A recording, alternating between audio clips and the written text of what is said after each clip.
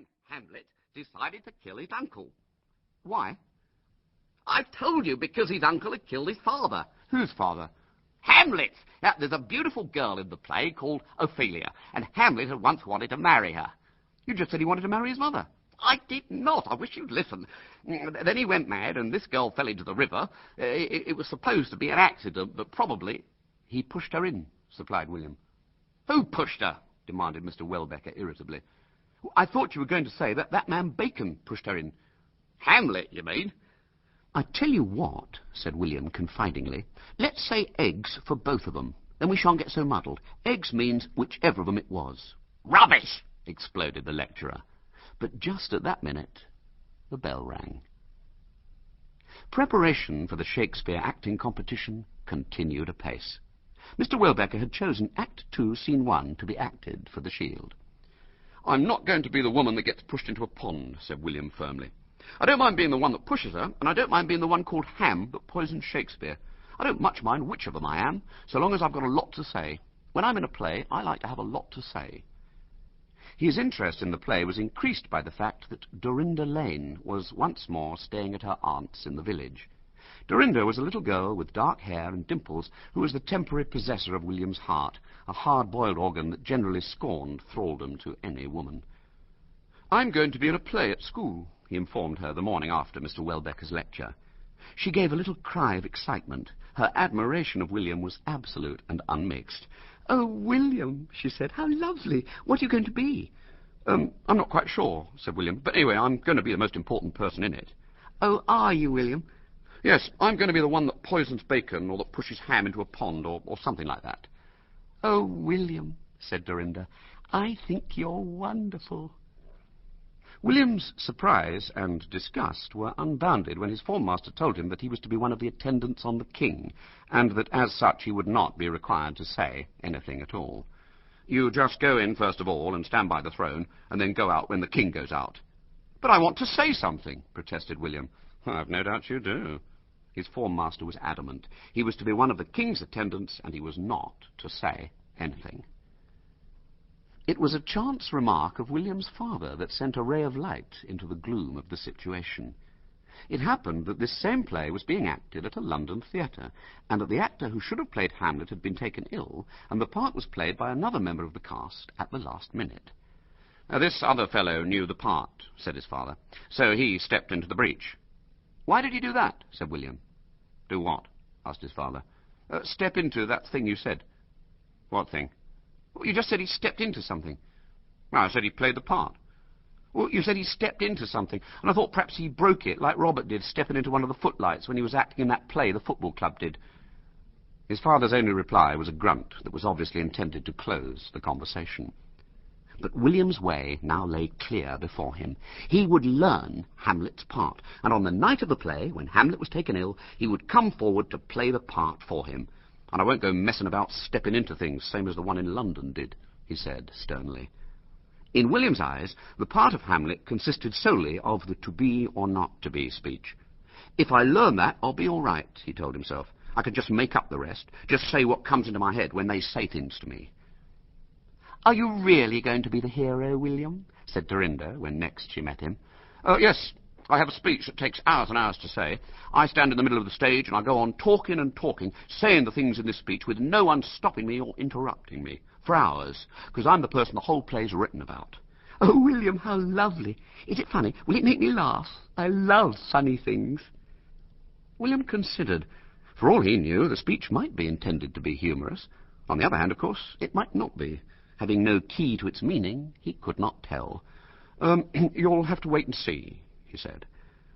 "To be or not to be," he declaimed in his bedroom each night, "that is the question, whether 'tis nobler in the slings to suffer the mind and arrows of opposing fortune, and by opposing end there." Even William did not pretend to get every word in its exact place. As he said to himself, "It's as sensible as what's in the book anyway, and it sounds all right." The day of the performance dawned. No news of any sudden illness of the boy actually playing Hamlet reached William, yet he still felt no doubt. His star had marked him out for Hamlet, and Hamlet he would be. His mother saw him off for the performance. She herself was coming later as part of the audience. William considered that his mother had made him set off quite a quarter of an hour too soon, and therefore he had a quarter of an hour to spend in Croom Woods on the way.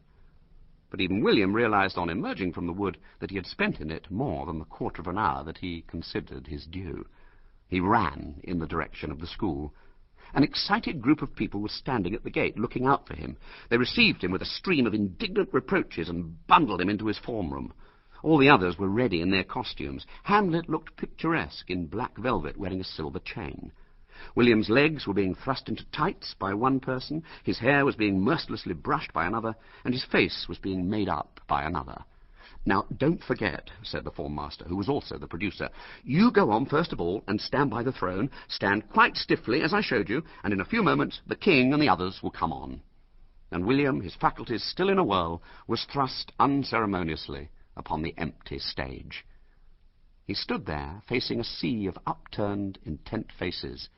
Among them, in the second row, he discerned that of Dorinda, her eyes fixed expectantly upon him.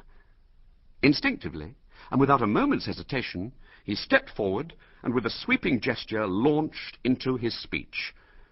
"To be or not to be, that is the question. Whether 'tis nobler in the mind to suffer—" "Come off, you young fool!" hissed the form master wildly from behind the scenes. But William had got well into his stride and was not coming off for anyone. "The stings and arrows of outrageous fortune, or to take arms against a sea of troubles." The best thing, of course, would have been to lower the curtain, but there was no curtain to lower.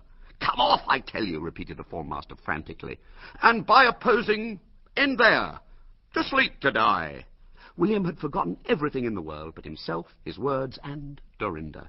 He was unaware of the crowd of distraught players hissing and gesticulating off stage. He was unaware of his form master's frenzied commands, of the frozen faces of the headmaster and Mr. Welbecker, who sat holding his shield ready for presentation in the front row.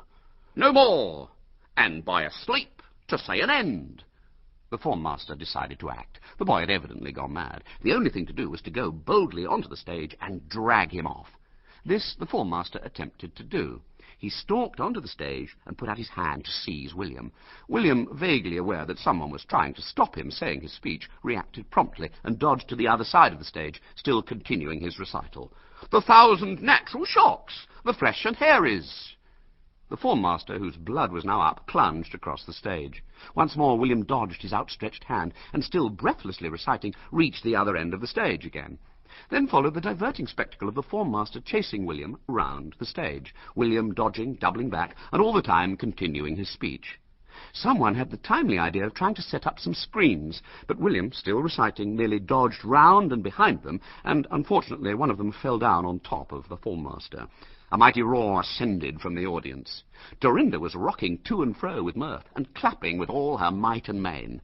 The unseemly performance came to an end at last. The players joined the form master in the chase, and William, still reciting, was dragged ingloriously from the stage to almost universal applause.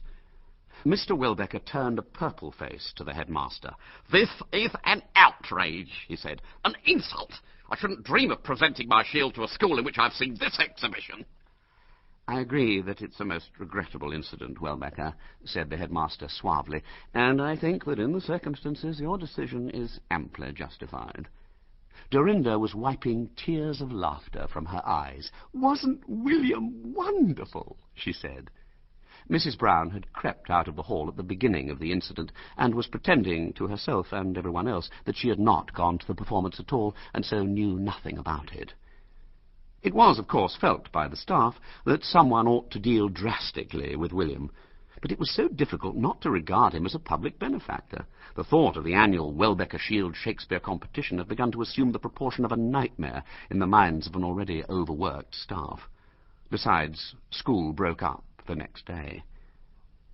A fortnight after the end of term, William went to tea with Dorinda, a magnificent cross-country journey involving a train ride and 2 bus rides. Dorinda's mother supplied a sumptuous tea, and William, watched admiringly by Dorinda, did full justice to it. "Dorinda so much enjoyed that play at your school, William," said Dorinda's mother, watching the rapid disappearance of an iced cake with dispassionate wonder. She said when she came home that she never laughed so much in all her life. She couldn't remember much of